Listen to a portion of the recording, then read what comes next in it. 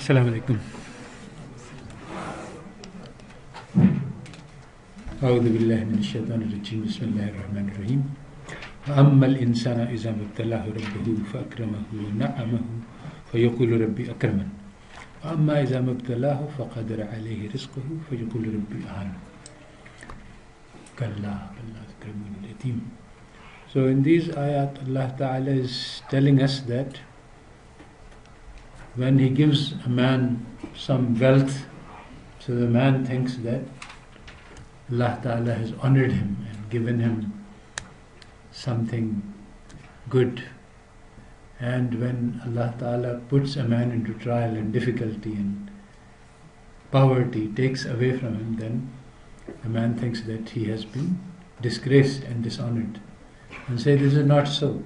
Both wealth and poverty are equally trials from Allah Ta'ala.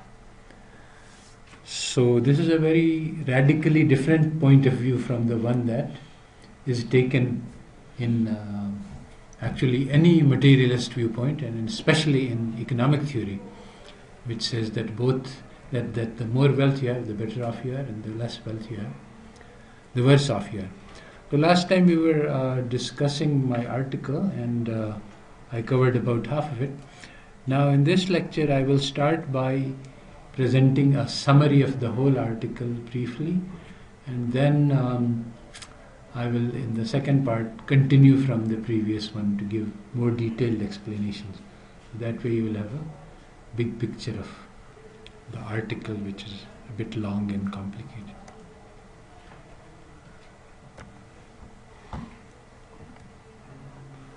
So I start by doing a recapitulation and summary of the first lecture. So the first point that we make is that there was a great transformation in Europe which converted a traditional society into a market society. In a traditional society is thought of as one body where all people are working together for common goals. Even though there is a lot of inequality, there is the head, eyes, everybody has different function, different status, the feet, the arms, different levels, but they all working together. But due to historical process which is described in other places in my lectures, this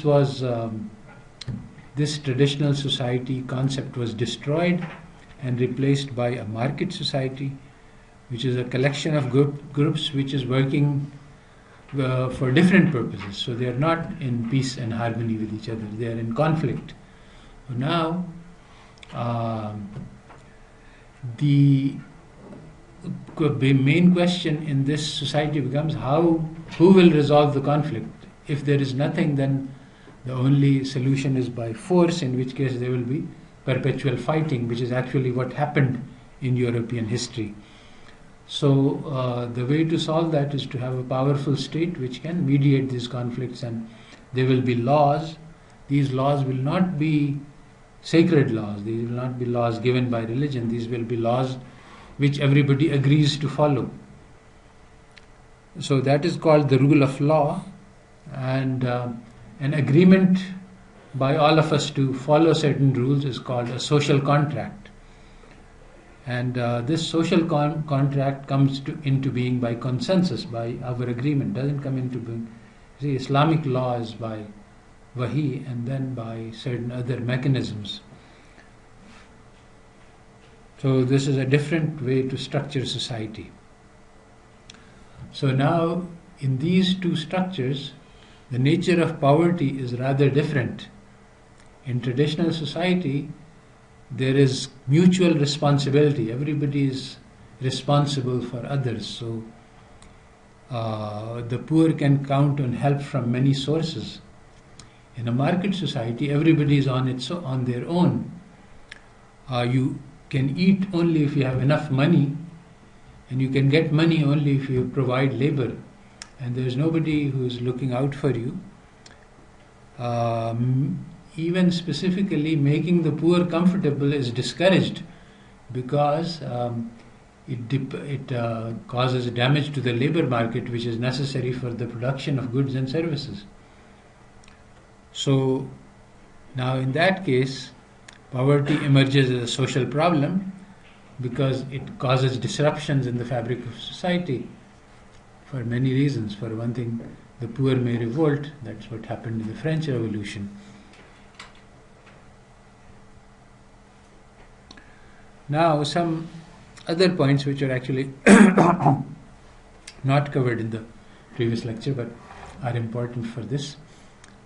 First of all, as we discussed in the last lecture, there was a battle between the ideas which came into Europe from Islamic Spain, which were labeled as science, and between Orthodox Christianity, which did not accept many of these new ideas.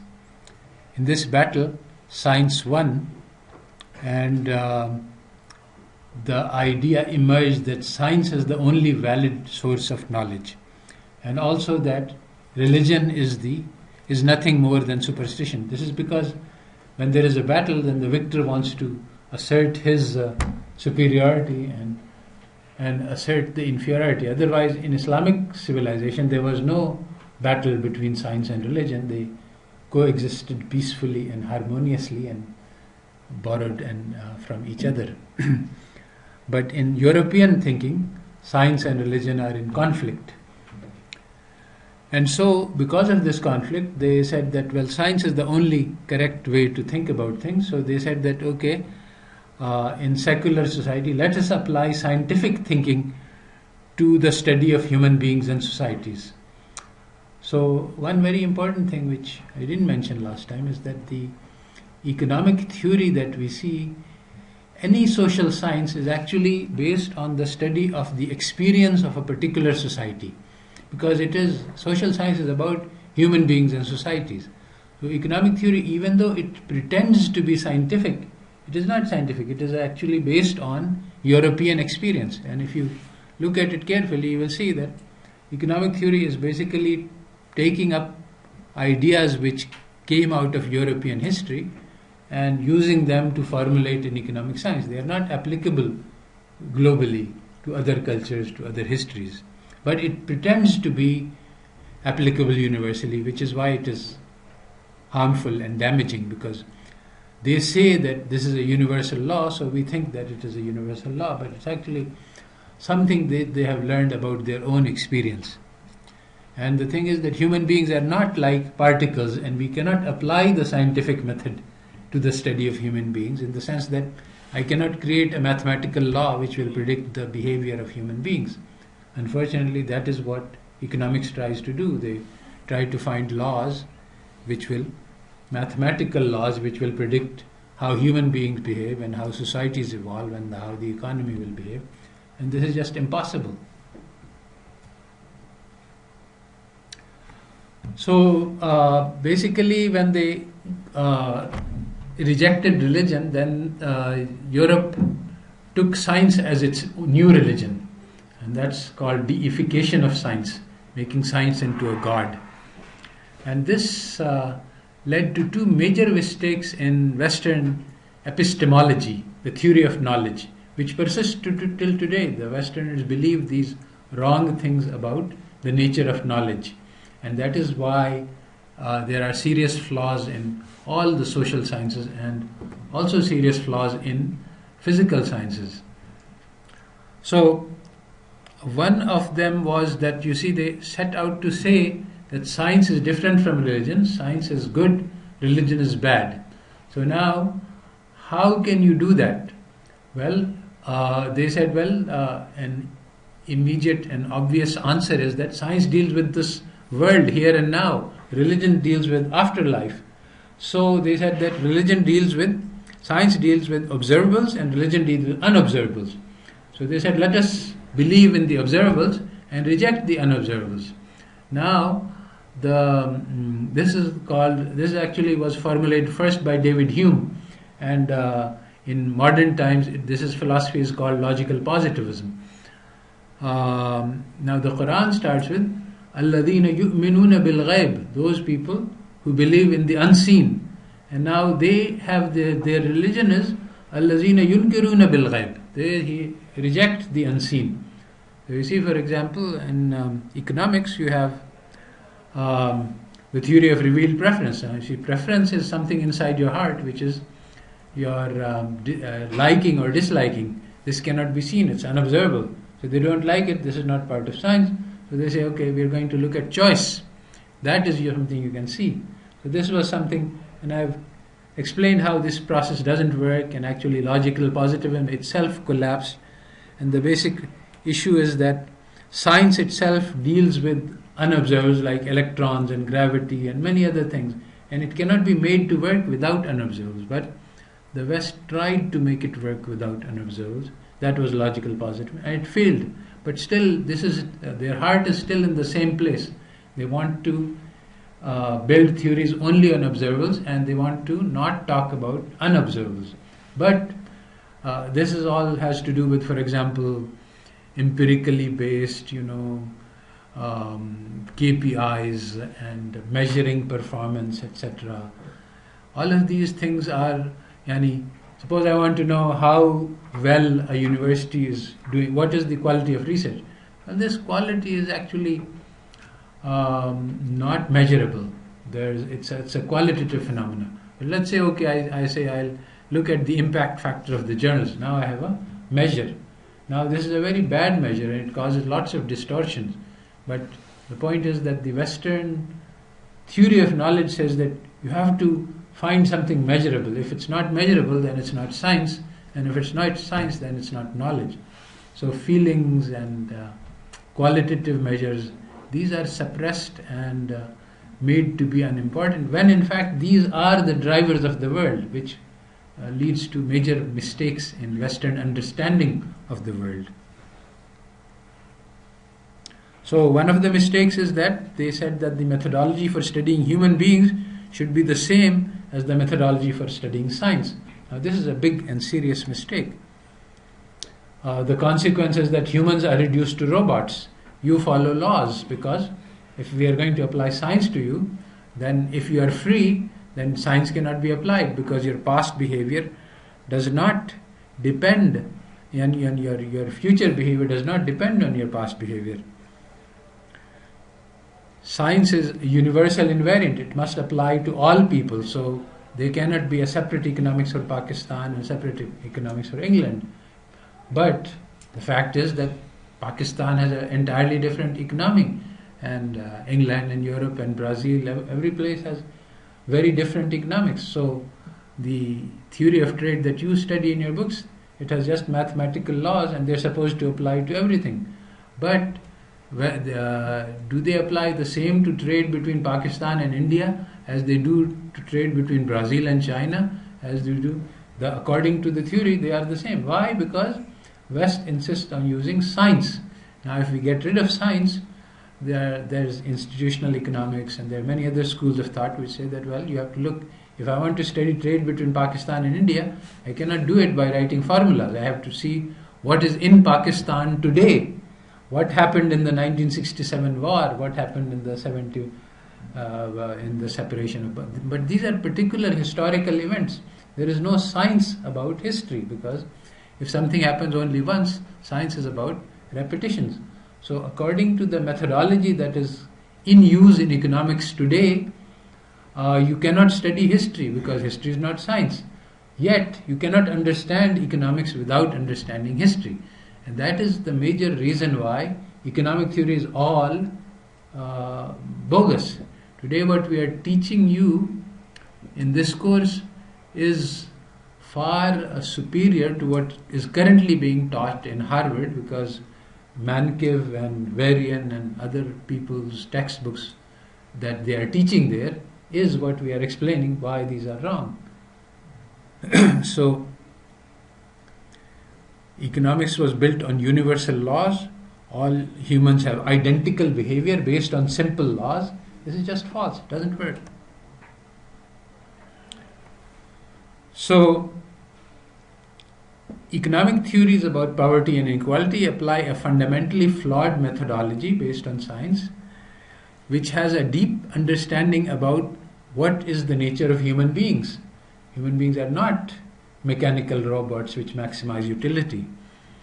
And it has deep misunderstanding about what is human welfare. According to economic theory, if you want to maximize welfare, you just give a person maximum consumption. This is not true. It doesn't happen that if you just give a person $1 million, it will make him happy. In fact, studies of millionaires show that they are often very unhappy people. Studies of big lottery winners show that their lives are destroyed by winning these lotteries. So money does not buy happiness. So because of this wrong understanding of what human beings are and how they behave and what makes them well off, what human welfare is, because the Western economic theory does not understand these things, they give disastrously wrong policy prescriptions.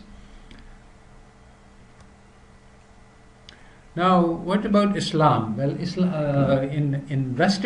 in scientific knowledge, there are two things. There is positive, this is how things are, and then there is normative. This is the distinction that is often discussed in economics. How things should be. Now, economists pretend that economic theory is positive, that it describes, but this is false. Economic theory does not describe human behavior. It is actually normative theory. It says this is how human beings should behave. They should be greedy, they should be selfish, they should maximize consumption, even though they don't actually. But actually, Islam is neither positive nor normative. Islam is transformative. And this is something which science cannot be, in the sense that science is about studying the world out there. You cannot change how the earth rotates around the moon. These are subject to laws. But human beings are not subject to laws, so you can change them. So Islam is about how we can change the society to make it an ideal society, to make it a better society. Human beings are flexible. They can change. If we teach our children to be selfish, they will become selfish. If we teach them to be generous, they will become generous. Every parent teaches a child, no, you can't play with this alone, you have to share it with your friends, and no, you cannot eat candy, you have to have some nutritional value, etc. So we teach students to counteract their desires, and we teach them to overcome their nafs, to train them. And economic theory is no, maximize utility by maximizing consumption, and whatever everyone wants, that is what is best for them automatically. So this is again wrong. So human behavior can change. There is a famous hadith about the person who committed 99 murders and then he made tawbah. And then, well, it's a long story. But basically the point that I want to make here is that if I ran a regression of his behavior on his past events, then there will be no possibility of his failing to kill the next person, which is what he did not do. So the regression theory that we study does not correctly describe human behavior. It can describe correctly behavior of physical systems. They don't have any change. So when you apply the methodology of science, you can do good results. But when you study human beings, then the idea is, okay, even if there are 19 murders in the past, even if we study this is what's been happening, this doesn't tell us how we can change things. How we can change things depends on different types of ideas.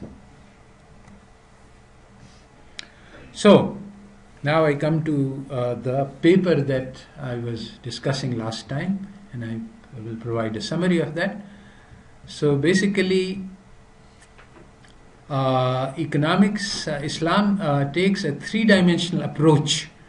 Market societies in economics are based on greed and competition. These are the fundamental principles. Every unit, either whether it's an individual or a firm, they are greedy. They are trying to maximize their own individual benefit. Same true for individuals, same is true for firms, and same is true for all units. Now, and then they are greedy and they are competitive. I want to do better than you, and I want to actually damage the other party so that I can do better.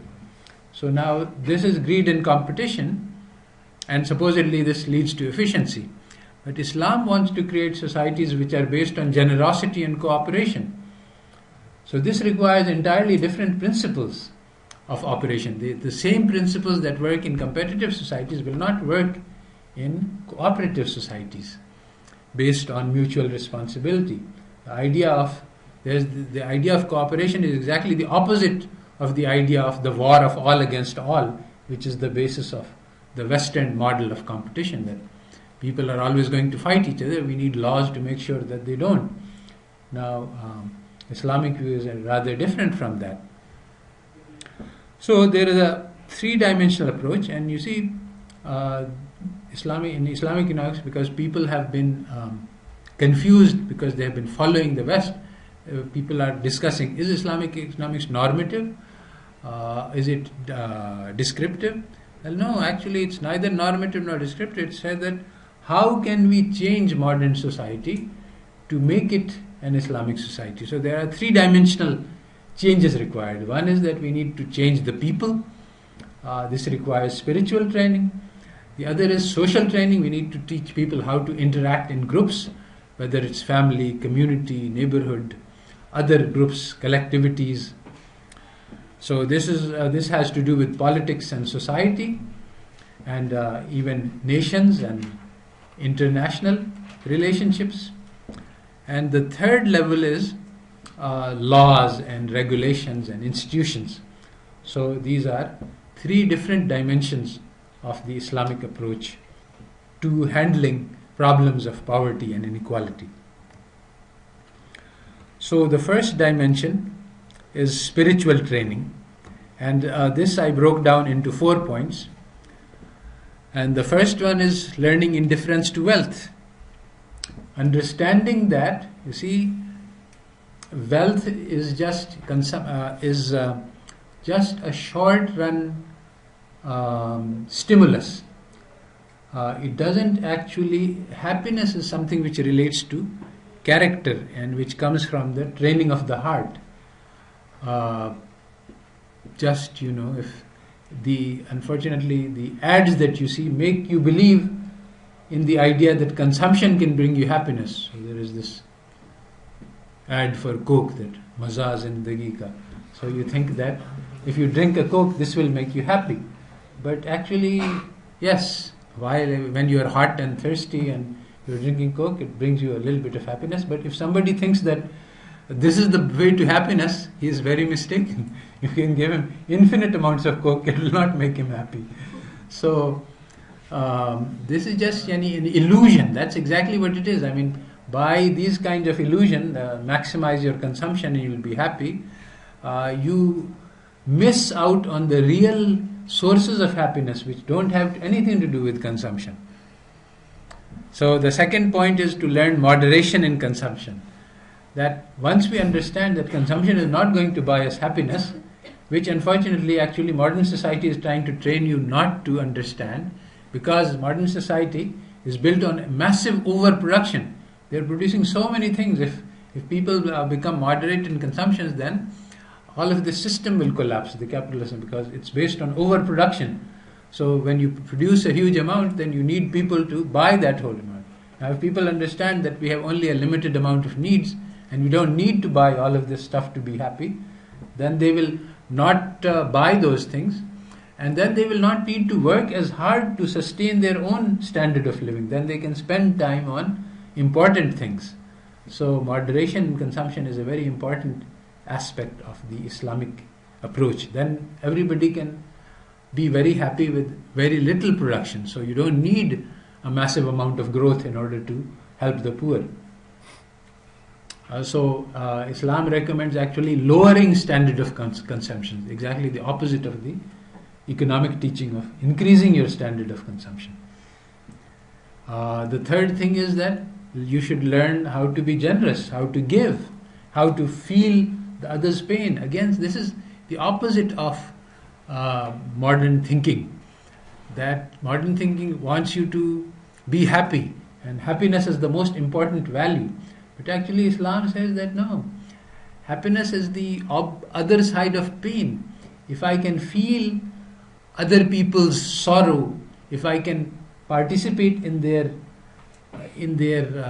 difficulties, then I will also be able to feel happy, because happiness and sadness are both two sides of the same spectrum. So if you do as we are being trained to do today in materialistic world, is to ignore all the suffering and just worry about your own happiness, and what happens is that your own heart becomes dead to the pain of others, and then it is unable to feel pleasure on its own as well.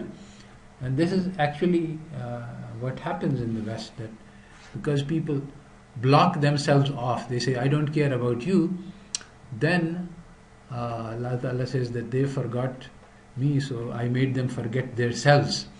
So their own nafs is even, the ability to get pleasure out of life is reduced, because you are now a robot. So once you act like a robot and you start maximizing, you become a robot. So feeling pain is necessary in order to be able to feel joy and happiness. And generosity is the thing which gives you the most amount of happiness. Just think, if you went to Serena and had a meal for $10,000, 10,000 rupees, you will get a stomach ache probably. But if you take this same 10,000 rupees and give it to hungry people to eat, that will make you much more happy, even if you remain hungry in the process. And it will. So this is the nature of human beings, which is not understood by economics. And this is not true for Muslims only. This is true for all human beings. So the fourth point is that we should learn to honor people for their humanity. Allah Ta'ala says that taqwa is the only characteristic which has honor in the eyes of Allah. It's not by race, not by color, not by wealth, not by status. So this is very important. These are the spiritual trainings, because you see, you strive for what you honor. If you think that, oh, this person has a big house and a big car, and these are the things, then you will work hard to get the big car and the big house, and then you'll find that this didn't get you what you wanted. You wanted the peace of mind and you wanted the pleasure of the heart, and after building this great house, you will find that it didn't bring you any pleasure. So you will spend a lot of time, waste a lot of time on an illusion. But if you value taqwa, then you will struggle to achieve that, and that will give you genuine happiness and contentment. So the second dimension of the training that we need to change society for the better is to look at the behavior of our Prophet Muhammad sallallahu alaihi wasallam. Now you see, he is the perfect model for all of us. Spiritual training is internal training. Now, individual behavior is the building block of social behavior. How do I relate to others? So, in individual behavior, the Prophet ﷺ said that there are three principles: that if somebody does harm to you, you do a favor to him, and if somebody cuts off his ties, you try to build relations with them, and you give gifts to others, and you are kind to others who are hostile to you. So these things are the ideal behavior, which are very difficult to do. But these are what is required for building a society, where if everyone holds grudges against the others, so you give more to the others and expect less from them, then you can build a society. Otherwise, what happens is that the reverse is true. If somebody does a little bit of damage to you, you want to do 10 times more damage to him, and then society cannot be built. And this is exactly what happens when we live according to the Western theory that you have your rights and you have to enforce your rights. So everybody is going around trying to get his own rights, and this creates fights and battles and does not allow. And in Islam says that forget about your own rights, just try to make sure that you give the other people the rights. Now, if everybody does that, then everybody will get their rights.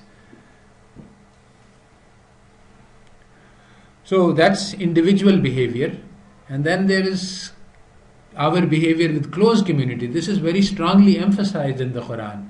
Our relationships with our family, with our kin, our relatives, these are very, very strongly emphasized in the Quran and Hadith. Our relationships with our neighbors, with our community, that we have to be very strong in terms of building our social relationships, giving our neighbors whatever is their due, taking care of their rights, taking care of their welfare. So you see, you learn to act in small groups, and this is to build the very big group of ummah. One very important thing here is that the whole ummah is like one body. If only any part of it feels pain, then the whole body feels pain. So again, this is the traditional society view, that all of the people are joined together in a joint venture. There is no necessary equality. Some will be rich, some will be poor. But you see, if we are all one family, then if somebody is rich, I'm not envious of him. He's my uncle, and when I need, I can ask him for a favor. So the inequality is not a problem for society, and poverty is not a problem. Now, if he's my enemy and he has a lot of power, then I want to make sure that he doesn't have too much money so that he cannot exploit me.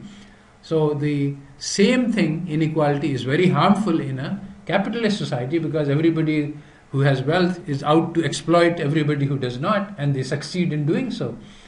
But if you have the conception of the ummah as one body, then the same thing is not a problem.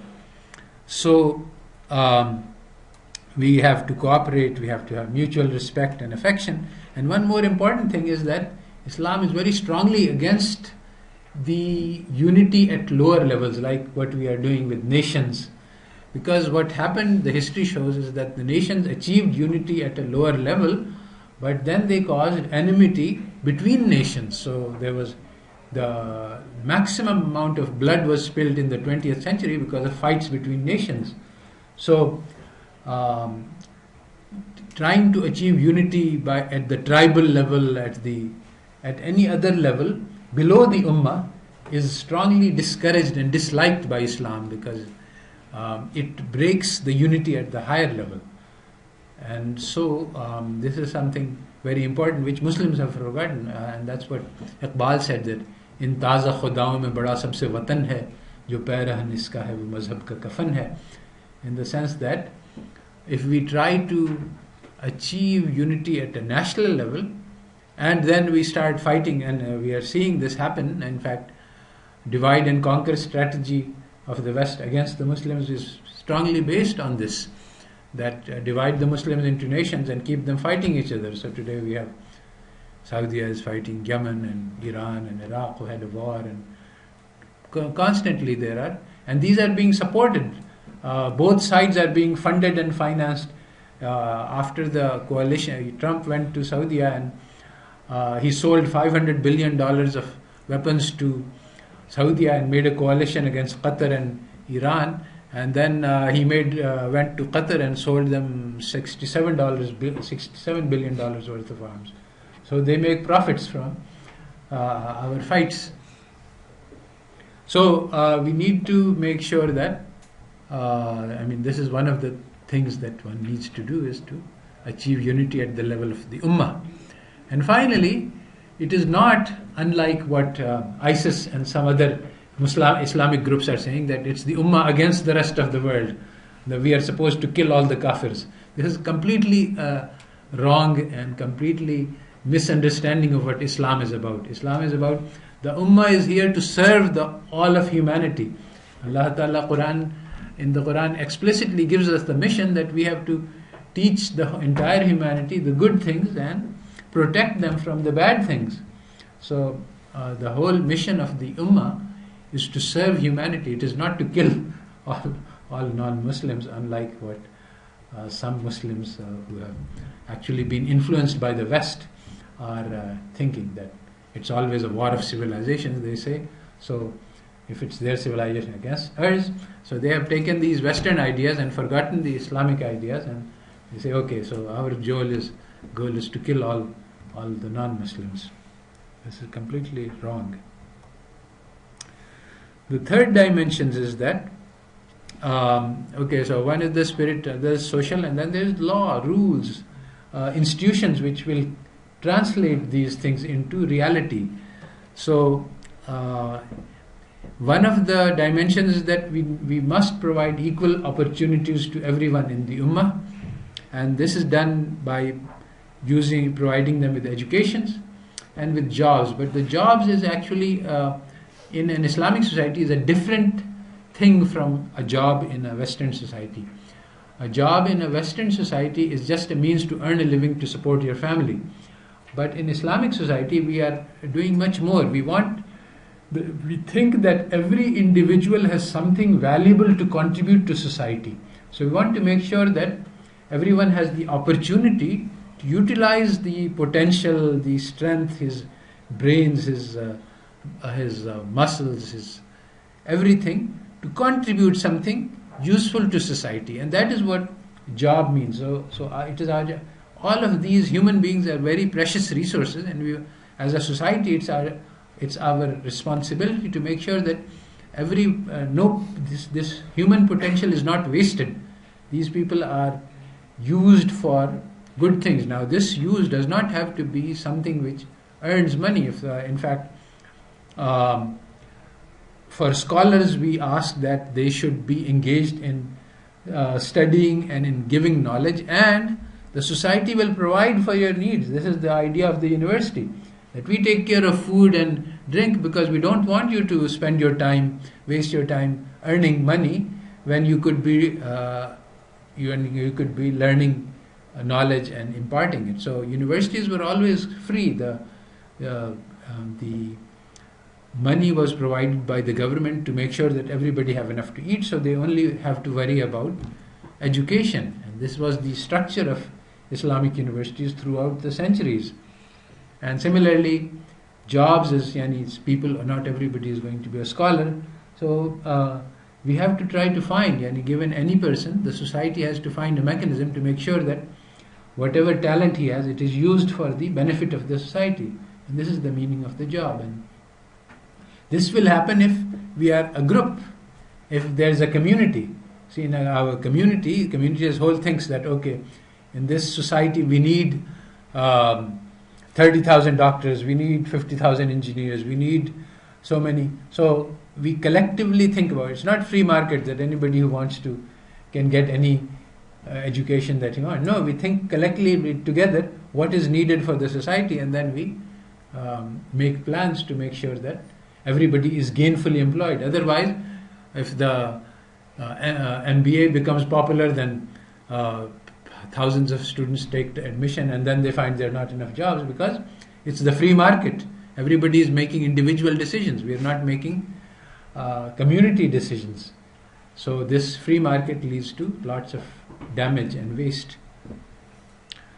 So the third dimension also involves zakat, sadaqat, and awqaf. These are ways. Zakat and sadaqat are ways of taking care of those who are needy, but these are short-term measures. You give money to somebody, but the awqaf is a long-term measure. You build waqf, and this waqf is supposed to last forever. In the waqf, basically you have some property which earns revenue, and this revenue will be earned like if you have build a house and you take the rental from this, income from this, and then you say, okay, I'll use this to feed orphans. So now this will continue forever.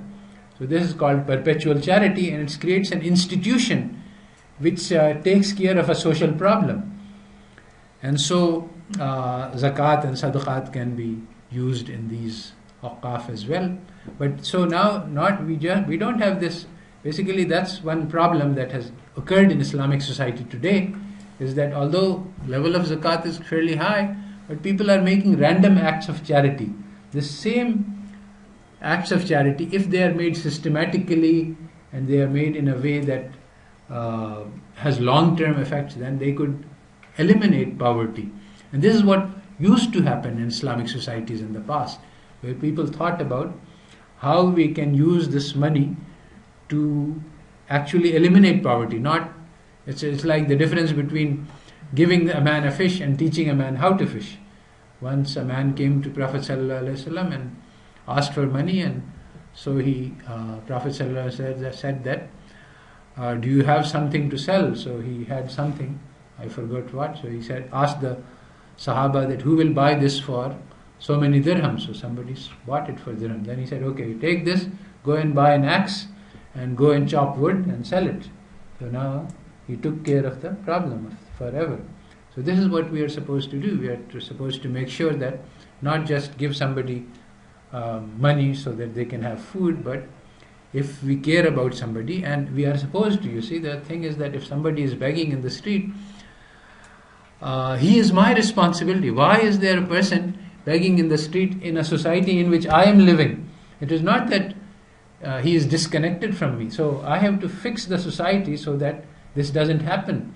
And I have to take care of this person. I have to ask him, well, what is your talents? What can you do? Can I give you a job of some sort? Should I put you in some training? I mean, this is what we are supposed to do. We are brothers, and I cannot just toss him some money and leave.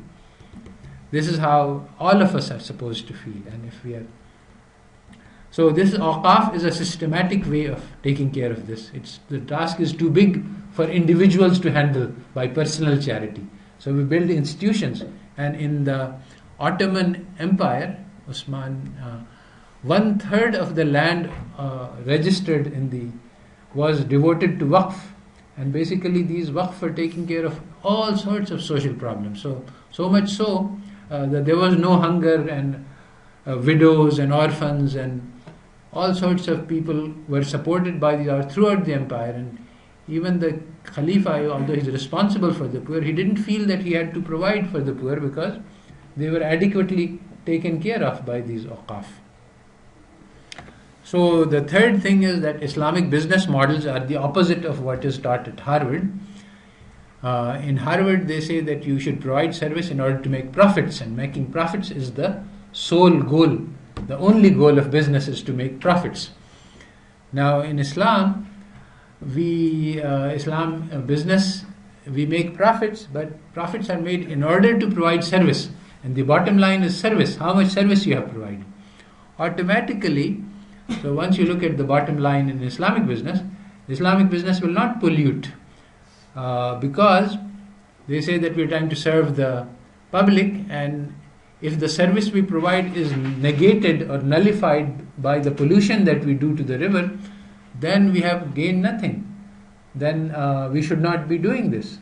So Islamic business has different ideas about its goal. It is trying to do something valuable. So if it does something valuable to help the people, then it cannot. Supposedly the economic theory says that, well, if people just try to make profits, they will automatically serve society. But the fact is that when you look at what is happening, these goals, firms which are trying to make profits, yes, they produce a product, but they also produce poison which kills the lakes and the rivers and the fishes, and they don't care because the only thing they are concerned about is making profits. They are not interested in providing service except as a means to make a profit. So there is a reversal of means and ends. In Islam, profits is a means, money is a means to a goal. The goal is to make service. In the Harvard, the opposite is true. Service is a means and the profits is the goal. Now this is a very strange reversal because money is not a goal for anything. As I explained in the last lecture, this was collecting money is a useless job, but unfortunately this is what is happening in the world, and this is what our students are taught, and this is the mentality that prevails among students because this is in the atmosphere. So the Islamic business model is the third dimension, the third point in this third dimension, and the fourth point is the legal and regulatory framework. Now there are many things in the Islamic law.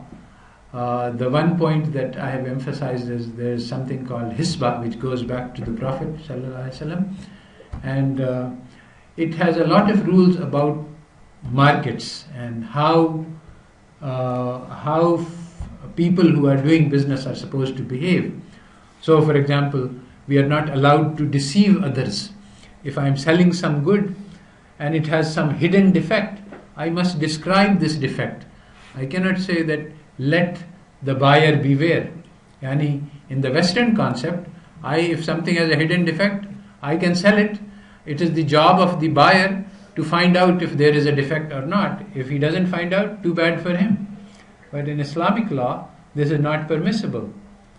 So there are many laws, and from the day one, it was understood by in Islam that markets have a lot of harmful properties, and so certain rules and regulations are needed to ensure that these harms are not realized, and these rules and regulations were made, and there's a huge number of such laws, and they are studied in the laws of the Sharia, Kitab al-Bay, and many other places where the harms of taking interest and basically many other rules that we will cover some of them later.